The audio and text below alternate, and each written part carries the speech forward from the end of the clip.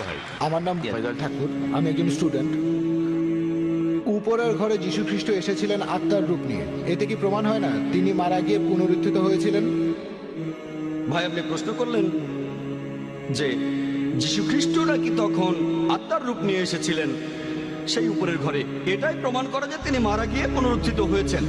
যে অনুচ্ছেদটার কথা বললেন সেটা গসপেল অফ লুক 24 নম্বর অধ্যায়ের 37 নম্বর অনুচ্ছেদ। এটার কথা আমার লেকচারও আমি বলেছি। বলা আছে যে যিশুর শিষ্যরা তখন ভয় পেয়ে গিয়েছিল। তারা ভেবেছিল যে তিনি একজন আত্মা, ভেবেছিল, তারা মনে করেছিল তিনি আত্মা। এখানে বলা হয়নি যে যীশু খ্রিস্ট আত্মা হয়ে এসেছিলেন, এটা পরিষ্কার করতে পরের অনুচ্ছেদে যীশু বলেছেন, গসপেল অফ লুক 24 নম্বর অধ্যায়ের 39 ও 40 নম্বর অনুচ্ছেদে বলেছেন, তোমরা আমার হাত পা দেখো।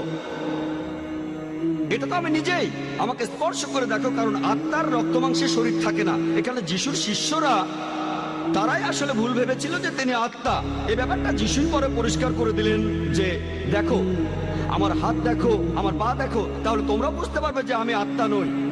তাহলে এমনকি এই অনুচ্ছেদটা এটাও বলছে যে তিনি মারা যাননি, তিনি তখন মানুষ ছিলেন, অর্থাৎ পুনরুত্থিতও হননি। আশা করি উত্তরটা পেয়েছেন।